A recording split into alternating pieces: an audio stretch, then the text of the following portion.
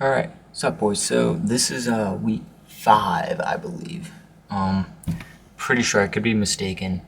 Pretty sure it's week 5, maybe 4, but I'm actually recording this on Tuesday because this weekend I did not have time to record this. I've been busy all weekend.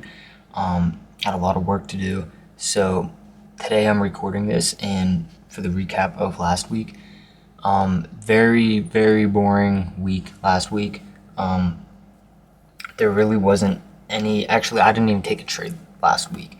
There was like no positions. There's a lot of losing positions, but I'll just kind of go over. We had some trades on Monday, and then we had a trade on Germany 30 in the 30-minute time frame, and that was literally the only trades for this week.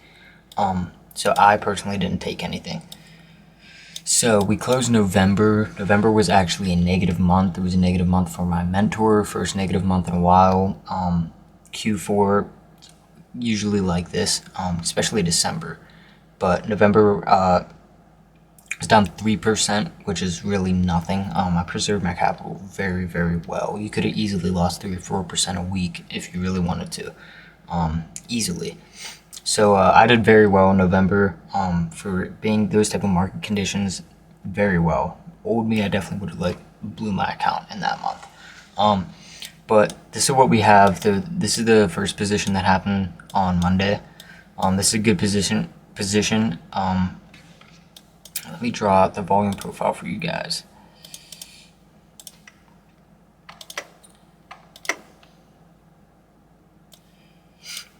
So the reason I skipped this was this volume profile was actually under the entry zone, which normally this like always loses. This is actually the first one I think that did end up winning. But I'm pretty sure, no, there was some type of trade that had news that made it win. I don't think this was it. But, yeah, your entry candle would have been right here, and then we had lots of consolidation, failure to move up. So my mentor actually got out here at break even. A lot of people got out at break even, and then it did end up hitting your, I believe it was 1 to 2 that they were targeting. So, yeah, there's that trade. I could have taken it. After I woke up, this trade initially happened at like 4:30. When I woke up, it was right around here, so it just didn't really even move much. So for me, it just isn't worth the risk, obviously. But it did end up winning for 1 to 2. But a lot of people got out of break even on that one. So there's that trade. And then EU, we had a 5-minute demand on Monday. So give me a second here. Okay, I got it here. So this trade right here looks like A+. Really the only reason I skipped this was because we just had kind of new statistics come in about all of these pairs, and EU is actually our worst performing pair. So we're going to test it more going into obviously 2026 and get kind of a better pairs list. EU has been our worst performing pair by far.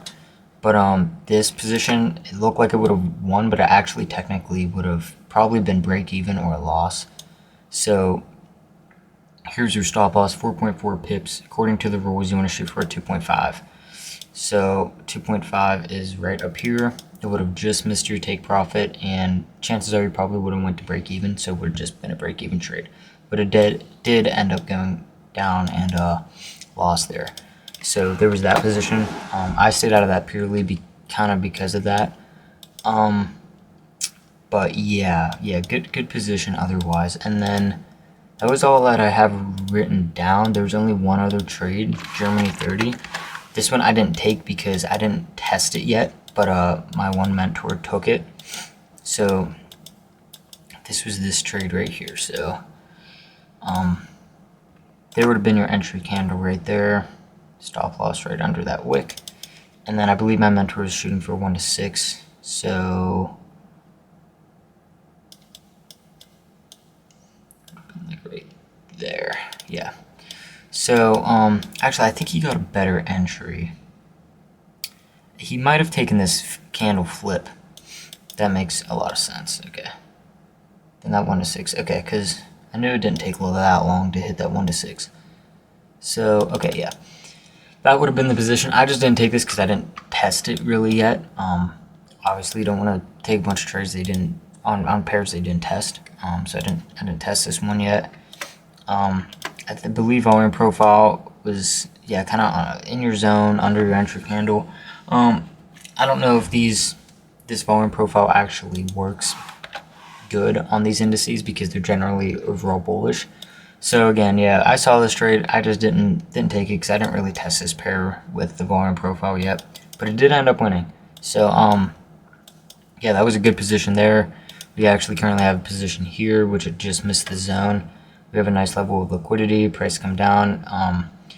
Now it's kind of making not the cleanest structure, because if it starts doing this and making bearish structure down, then it's just not the cleanest. But if we would have came straight down, swept this liquidity, reacted from this demand zone, we're overall, I guess this structure is bearish, but generally we're overall bullish. Usually on these indices, we just took out this high to the left here, nice sweep of liquidity. So it would be a nice, nice zone there. But yeah, that's pretty much it for last week. So this video will be pretty short because there really wasn't any positions.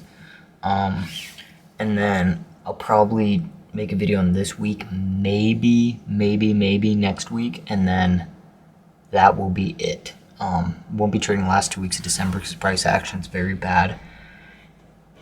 But yeah, that's pretty much it. I'll probably put out like 2 videos during December, but probably won't be weekly recaps. So yeah, that'll be it. So I'll see you guys on next week. Peace.